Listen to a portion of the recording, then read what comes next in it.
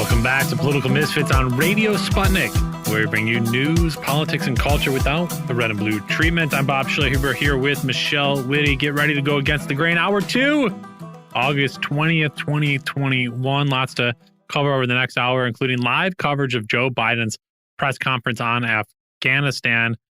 Looks like the United States has stalled in its efforts to fly people out of the country.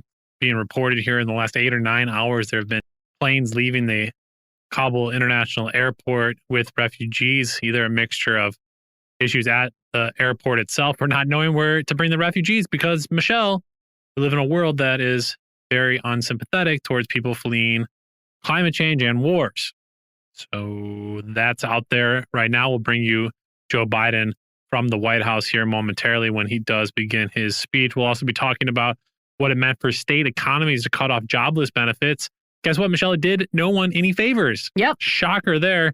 And later in the hour in our weekly Working for the Weekend segment, we throw away Pillow Meister, Mike Lindell, Jeopardy, and late night talk shows. Hey, you know what? At least they're going to have a soft landing because they're going to land on all the My Pillows. It's pretty good. Thanks. It's pretty good, Michelle.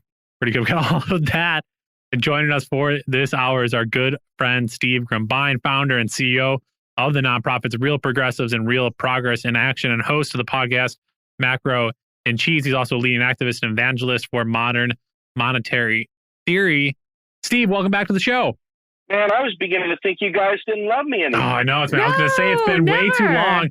I listen to your podcast, so I feel like I'm with you. So I'm always looking at the untouchables. You got so much there. I am, however, extremely disappointed, if you will, that we didn't have a better exit strategy. I mean, yes, it just doesn't make any sense that you wouldn't have. I mean, you got these people paid huge amounts of money to think through problems and be strategic, and they were anything but. I mean, it just kind of defies logic. It doesn't make any sense. No, it doesn't. And so that's why I think a lot of the like, oh my gosh, how did we get it so wrong? Oh my gosh, the big old oopsie. I find those to be really, to not be very compelling, really. I think that, sure, I think there are some, knuckleheads in the bunch, but I think there's another reason why this has gone so badly. And it wasn't because we didn't have the capacity to do it better. I want to, since Joe Biden's, keeping us hanging here for a little bit, I wanted to ask you a question on the topic of Afghanistan that might be a dumb one. But, conventional thinking about the end of the war might, take this withdrawal and say, hey, man, we're going to save a ton of money, not, blowing up more expensive bombs there and not paying the salaries of soldiers and paying money to people that we accidentally blew up and maintaining huge facilities and all the rest. The war, of course, cost us dearly in treasure, if not really in blood, right? Certainly far less than the Afghans paid. So I'm wondering, Steve, what you think is going to be the new excuse for why we can't afford anything we want domestically? How are they going to pull this trick of saying, Afghanistan cost us a fortune, and that is one of the reasons we have to leave, but at the same time act like we are able to maintain these giant defense budgets and also have withdrawing from Afghanistan not mean anything economically? Do you know what I mean? It's like, it's very, very expensive. We stop it. Oh, but there's no resources for anything else. How are they going to try and pull that off? Well, what they're going to try and do is they're going to try and say that we have spent so much over the COVID crisis, $1 trillion deficits, right, like that. And they're going to point to the fact that it was 300, I think the number I had was either 300 million or 300 billion a day. I think it was 300 million a day to keep us over there. Maybe billion, I don't know. But regardless, it was a lot of money every day. But money is just keystrokes. It's literally nothing. The real issue there is the pollution footprint of our military. The real issue there is the human beings. And here's something else, too. If you understand macroeconomics, you understand that macroeconomics is completely and utterly devoid of either positive attributes or negative attributes. It just is what it is. Mm-hmm. So when you think about spending into the economy, it doesn't matter whether it's spending it into the war machine to paying soldiers and paying other industries to build products. That's still financial transactions. That's still GDP. That's still somebody's income. So when you cut that off, which they've done with, unemployment benefits. Now they'll do it with this. There's going to be a huge void in the spending that is going to really, really be challenging for us to get through. Now, if they're doing this to make room for the infrastructure bill, if they're doing this to make room for additional spending, then it makes a lot of sense. We should get out of there regardless. It doesn't matter what the dollar figure is. Yeah. Let me be clear, though. The macro implications are when you eliminate that much spending, and that creates a deficit in the private sector income. Mm-hmm. So now you're looking at, regardless, Halliburton may get it first, but they pass that on to people and then they spend. And the trickle-down thing, even though it never actually benefits the poor, it really does keep the economy alive. Mm-hmm. So when they eliminate that much spending, they are introducing recessionary conditions. It's interesting, Steve, because this is not something I'm seeing addressed at all in any of the reporting on this withdrawal. And so I was wondering if, maybe it is just a dumb question on my part because I am not a macroeconomist. But what you're saying, if you are introducing a huge void that is going to need to be filled one way or another, I think that is interesting, and to consider how to fill it would be a sort of worthwhile topic. And then also, if this war was so expensive, hey, if you don't, if you are not someone who understands or adheres to modern monetary theory, and you're just trying to convince us that the government is like a giant checkbook, well, okay, we'll have a whole bunch of money to spend on other stuff. And I just don't see any of that. And I wonder why you think the sort of discussion of the economic implications of this withdrawal has been so absent from reporting, or if I've just missed it. No, you haven't.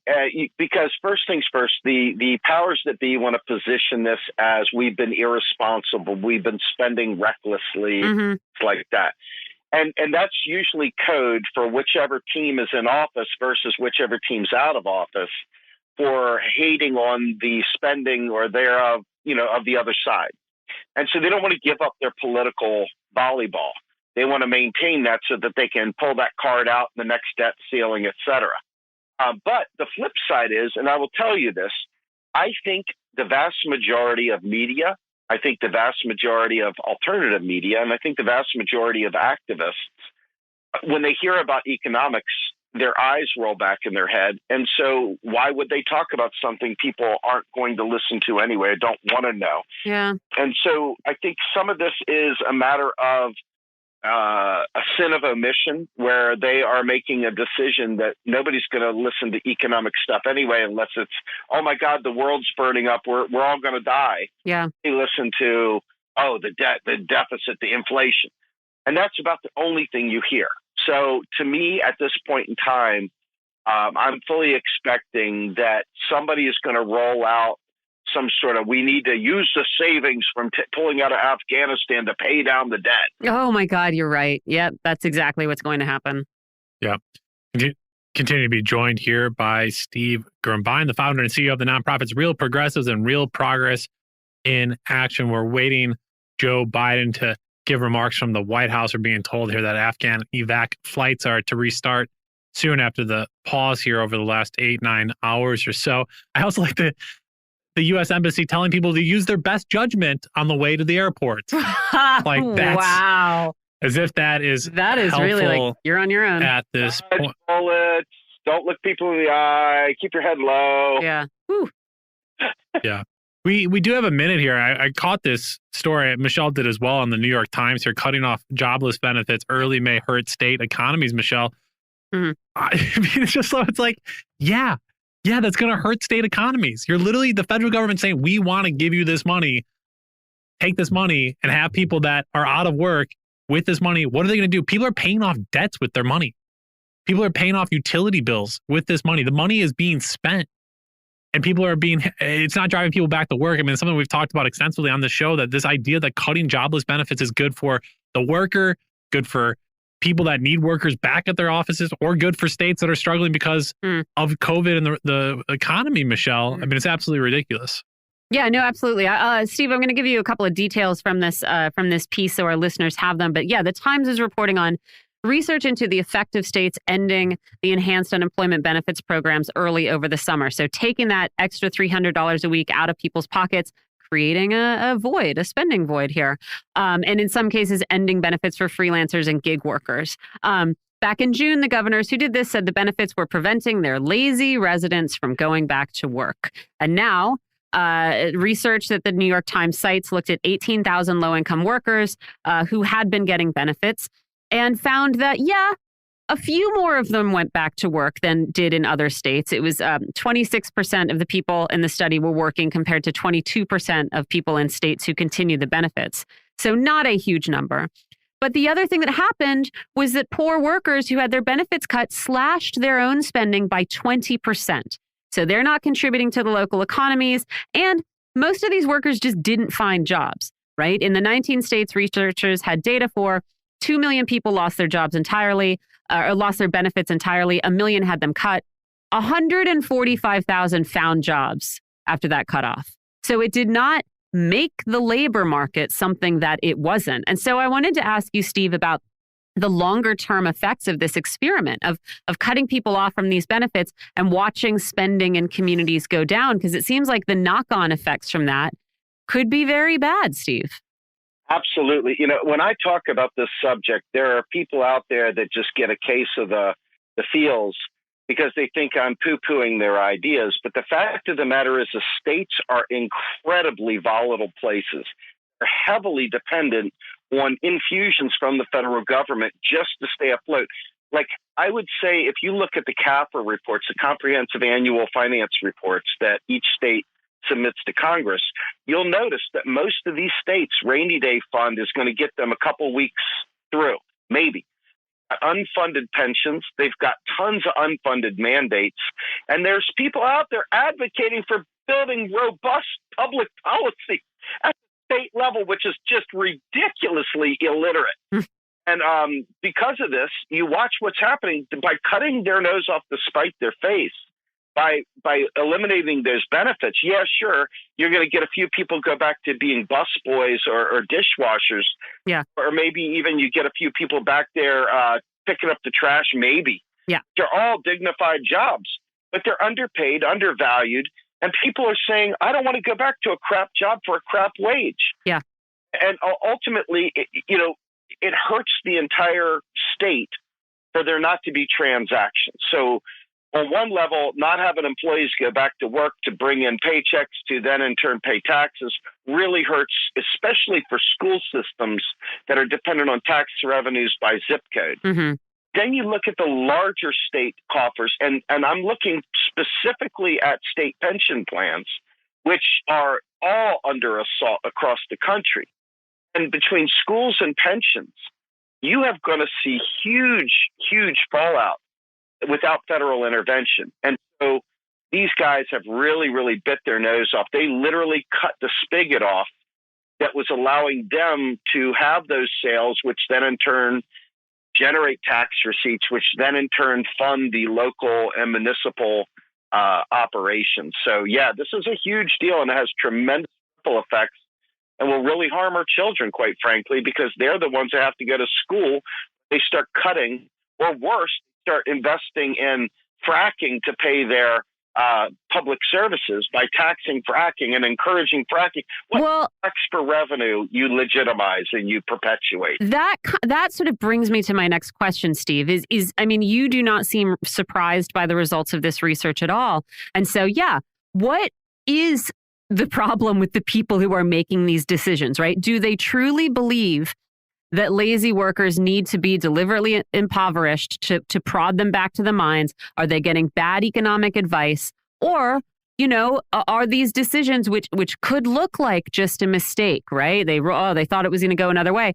Do they actually fuel a different kind of process, a money cycle that benefits other people, right? And all these, explanations are just excuses. I think it's a lot of misunderstanding on one level, but the other thing is very important. If you understand NAIRU, N-A-I-R-U, which is kind of the way we look at unemployment, needing a certain amount of unemployment to keep inflation down. Mm-hmm. We've driven this thing the wrong direction forever. And this goes back to Milton Friedman era. But because we believe we have to discipline labor by keeping certain people intentionally unemployed to make it so that wages don't rise and so that people are always left taking less, this belief system has plagued it with this. They've transferred that old thinking that has long been debunked and very cruel and intentional and brought it into the COVID era. And so I think this is, in fact, just neoclassical economics that many people on the right and the left still haven't let go of. And this unfortunate effect is going to harm many, many people. So I think it's bad. Why? I think it's bad policy, you name it. Yeah, I guess I just keep coming back to, if you see it, like, why hasn't it been let go of? You know, especially when, you do have other theories, right? It's not like no one has come up with another idea of how this stuff actually works. So it's sort of the same question again, but I just keep thinking, how many times do you need to see something go wrong to stop doing it? And is the problem that the people who are injured by this are already the most vulnerable and marginalized people in our society? Or is it that, there are other, niche aspects of our, sort of economic elite who benefit from these? Like what really is keeping us from making the same mistakes over and over? Well, I think there's an ideological hatred for government, and government spending equals government power. And government power means that you got a big government. So they want to eliminate government, make it as small as possible. That's one ideological state. It has no basis in economics, an ideological one. The other one, which is probably more honest here, is that local businesses that hire these low-wage workers are not economically literate. They just know how they make their money, and they know they're short of employees, and they've probably petitioned their congressman, hey, you remember that $200 they gave to your campaign? Well, I really need you to do something to help us get these workers back. And I think that the ideological is outweighing the brain, the smartness, the intellect, the knowledge. And so they're just going back to the well to do what they've always done, which is discipline labor by forcing them into untenable situations. And they're willing to put your kids at risk, too, by shoving them back to school for no valid reason whatsoever, other than ideological moves. So each of these things, they're pushing people to put their kids back to school so that they can then, in turn, get them back to work.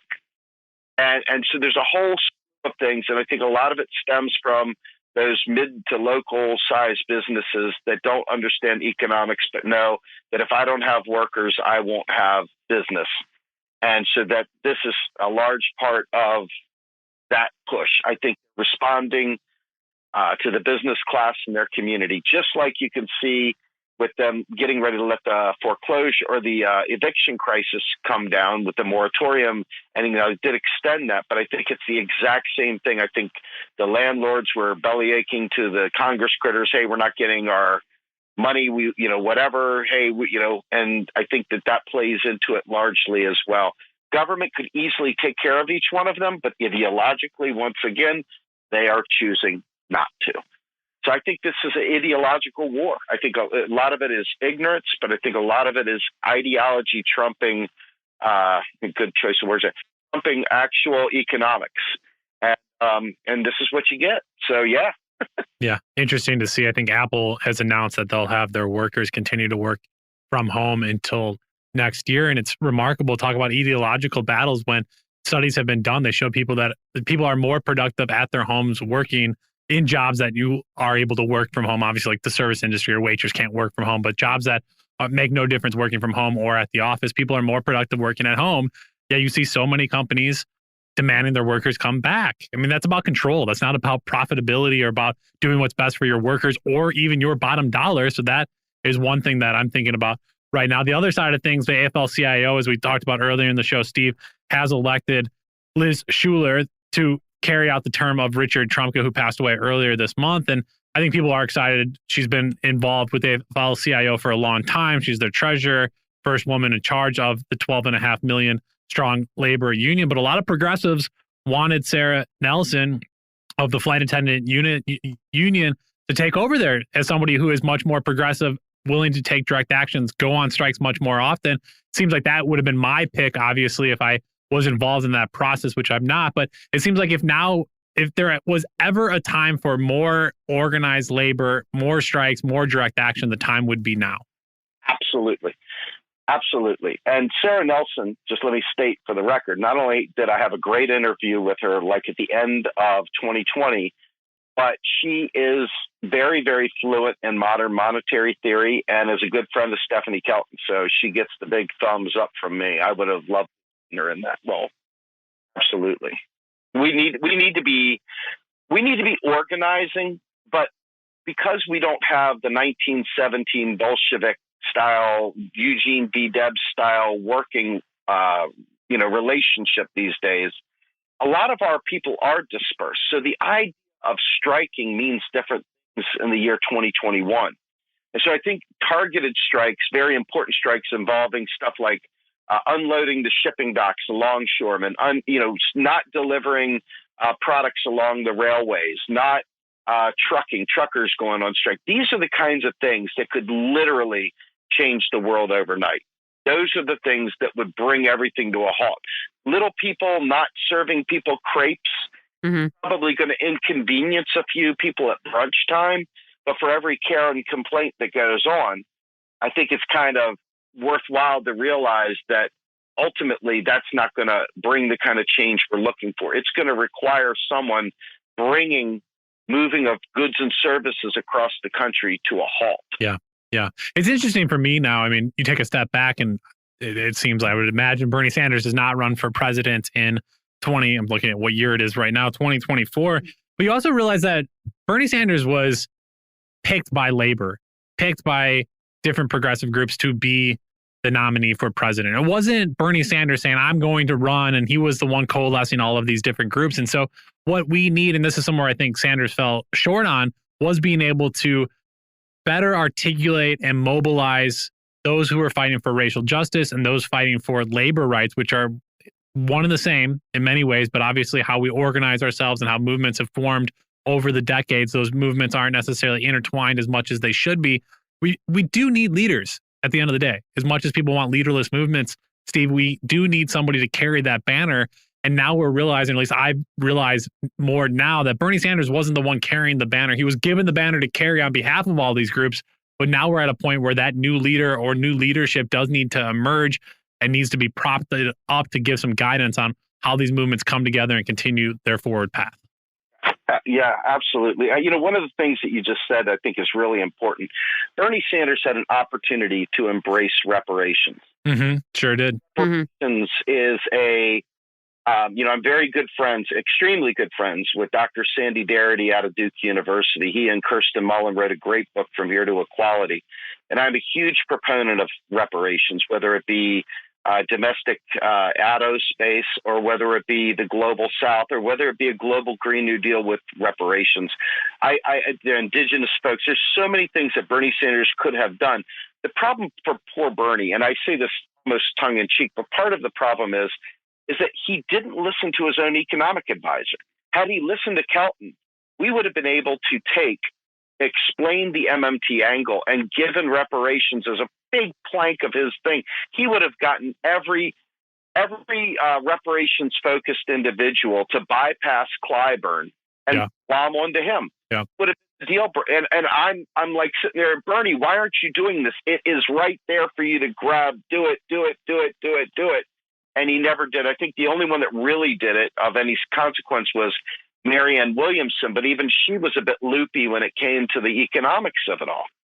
And Biden was for it and said, I'm for it. But yeah, again, how do you lay that out and how do you communicate that with people? And as much as Bernie Sanders, I out of all of the Democratic offerings, of course, that's who I was going to support if I had to support somebody. But when the man hadn't been down to the South since 1960s or directly part of that movement, he also wasn't a credible messenger at the end of the day. And he got, shied away. Michelle didn't want to be the reason that Donald Trump would have been a two-term president.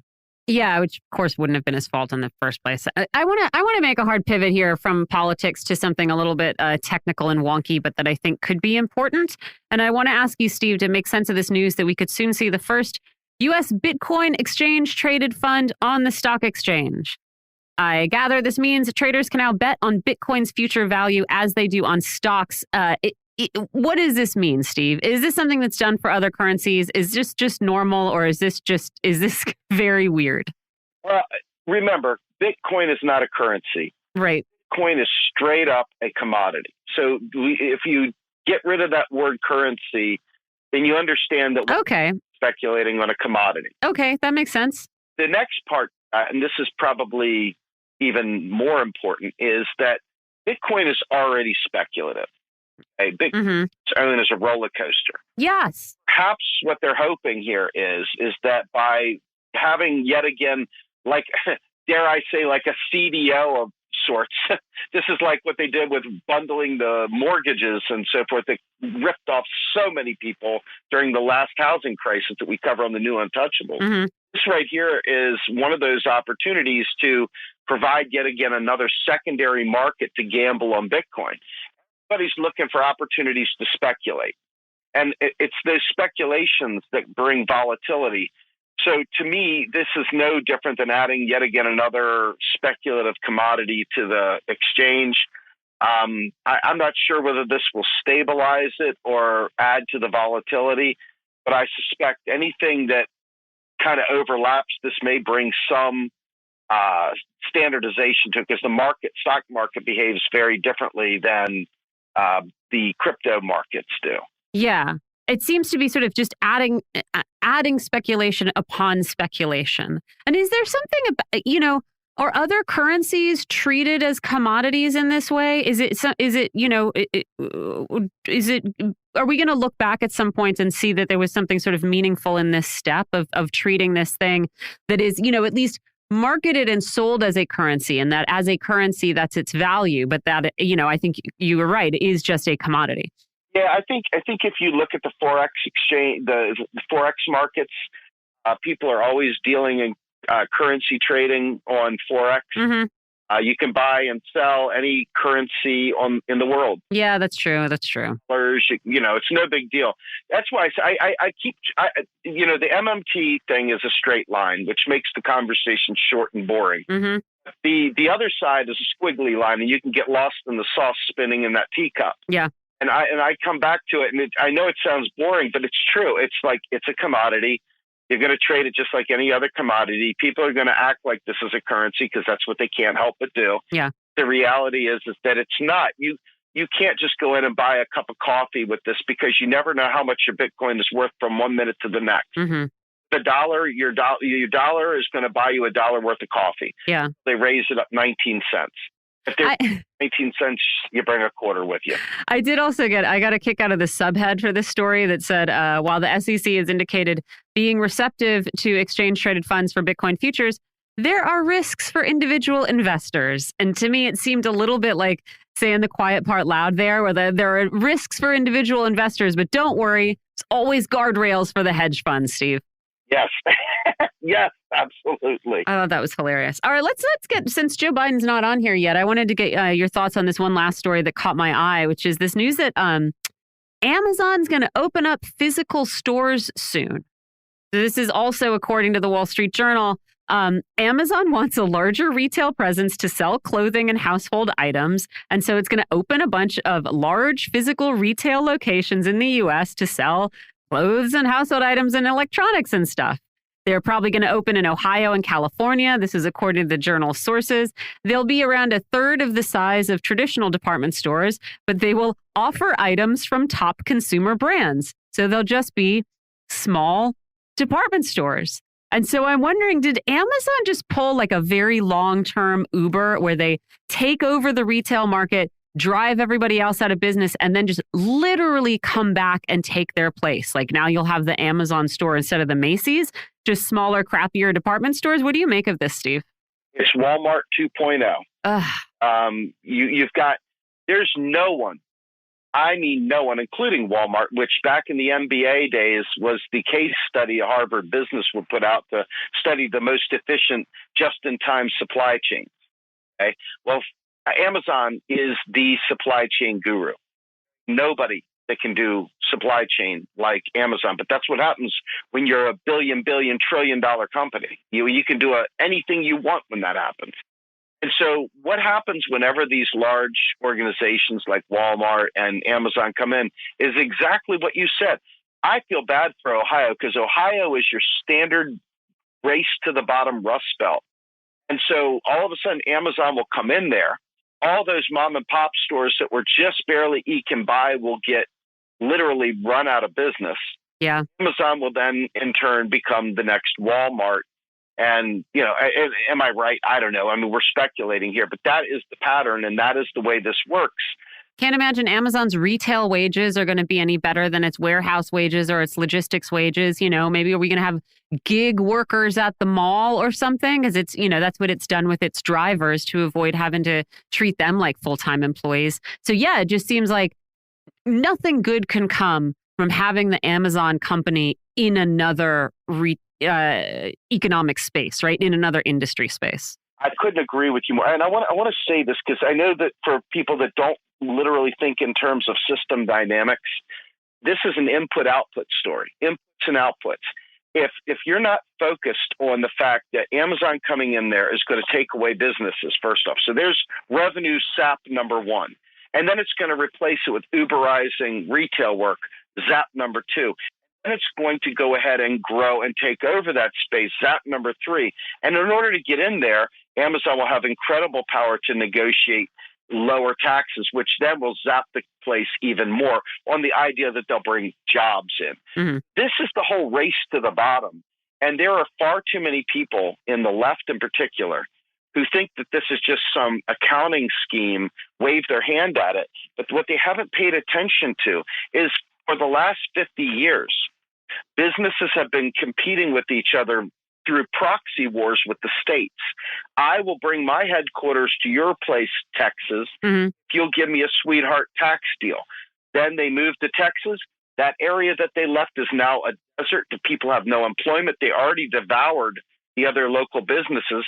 Now what you have is an area that is absolutely impoverished, the school system that no longer has revenues, and poor kids, once again, bearing the weight of people's lack of understanding and whammo. And you know what? I'll be that last guy. I'll be the guy standing tall saying, I told you so, even if I'm the most hated man in the world for saying it. Yeah. We'll never back down from that truth because that right there is what's happening all across America.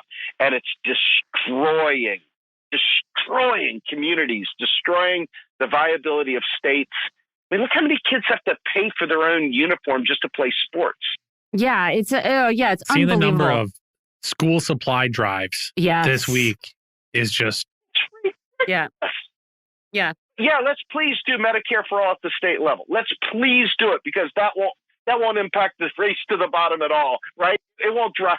No, I mean, that's right, Steve. And I appreciate you saying that because it is sort of hard to get your head around. And, it's hard to sometimes be the naysayer when you say, well, look, they were going to vote for state Medicare for all. Isn't that good? Like, isn't it good that at least sort of theoretically they're on board, right? Philosophically, they're on board, but all the philosophy in the world doesn't matter if you don't have the sort of economic reality to back it up. If you don't start with macro, if you don't start there, you have a need. How does it fit macroeconomically? If you don't start there, if you act like it's just a silly little thing these trolls are bringing up, if you do that, you're forsaking every poor child in the area you're getting ready to screw by doing what you did. Well, let me ask you one question before we let you go then. I mean, I think we've probably asked you this before, but so how do you get people to macro? Like what's sort of step one on the ground, getting people to understand this? Not like sort of a big electoral thing. How do you first get people to recognize this? I make the case that austerity is murder. And even if you don't buy what I say, I catch your attention with the tagline. So once you get to the tagline, I explain, hey, you see people every day in the news from shooting someone, guns. But the minute I tell you that these people over here died not because of a gun, but because of economic terrorism, because of austerity, they're like, oh my God, I see it now. And that's when you roll out the red carpet and explain MMT. The fact is most people don't see this. They think, oh my God, it's irresponsible spending. The nation is broke. We're all going to die. And that's the ending of their economic discussions. They don't understand that this is 100% man-made. 100%, not 95, 100% a political decision. Yeah. And once you burst that bubble and you make people think, what would you do if money were of no object? And you start making them think, what would I do? And say, okay, now I'm telling you, money is no object. The only reason why money is an object is because you believe it is. If money wasn't an object, then we could petition our congressmen and let them know, we know what you're doing, guys. We know. Yeah. You're not fooling anyone anymore. It's time for you to serve the community you claim to serve and do the right thing. And unfortunately, people don't want to let go of these pitch battles they've been fighting for the last 50 years. Oh, the Republicans are cutting taxes. Oh, the Democrats just want to tax and spend. And all this back and forth. Once you know MMT, that conversation is done. You throw it out the window and you get to real issues. So I think that part of this is also framing it in a way, depending on who you're talking to. If you're talking to a right winger, you got to show them, hey, I'm with you. We are getting taxed way too much for the garbage services we're receiving. Mm-hmm. Absolutely right. And the flip side of that is you go to the left and you say, we're literally giving the GOP a gun to kill our programs every time we talk about raising taxes on them to pay for health care. Mm-hmm. In fact, Medicare for all at the national level is deflationary. We should not raise a nickel of taxes. In fact, we should cut taxes. How funny is that? So, getting them to say, what? What did he just say? Some of that is how you get them to pay attention. That was a very thorough answer, Steve. I appreciate that. We didn't get to pick apart Joe Biden today, but I'm sure we will have another opportunity. In case listeners hadn't cottoned on, Steve Grumbine is an MMT activist and evangelist. You're founder and CEO of Real Progressives and Real Progress in Action. Tell our listeners where they can go find Macro and Cheese and anything else. And I heard there's a great Macro and Cheese episode coming out tomorrow here that I'm pretty excited for. Yeah, your guy Bob Hockett is coming. Yeah, he's great. Bob, I love Bob. He is fantastic. And Bob comes on to talk about both the low end, the 1.2 trillion infrastructure bill and the 3.5 bill for reconciliation that is intended to get kind of the next generation infrastructure in there. It's all too small. None of it's right. It's not built for sustainability, but it's better than nothing kind of moment. Mm-hmm. What I'm saying. So Bob comes on to break down the walls of that. And Bob is my eternal optimist. I'm the eternal pessimist. So he and I make for good banter. But he definitely presents this at a detail level that you're not going to hear elsewhere. So you can find Macro and Cheese on our website. Go to realprogressives.org under media and go to Macro and Cheese and you'll find the episodes. Sunday nights at 8 p.m., we also have our long-running series, The New Untouchables. Mm-hmm. Same place, go to our website, realprogressives.org, go to the media, drop down to New Untouchables, and you will find the next episode. Please, folks, this is, of all the shows we do, The New Untouchables is not a show. It's not none of it's infotainment, but for sure this one isn't. We have to rally together so we can put an end to the corruption that is destroying many, many poor Black and brown people, and not just poor people. We're finding out even rich people, people living in, the beautiful parts of California.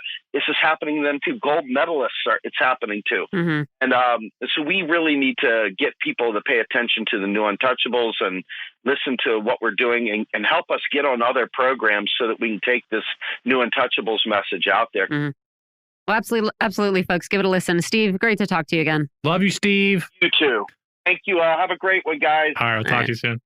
All right. Well, when we come back, maybe we'll get to our Working for the Weekend segment. Maybe we'll listen to Joe Biden. It's a mystery here on Political Misfits on Radio Sputnik. We're live in D.C. We'll see you in a minute.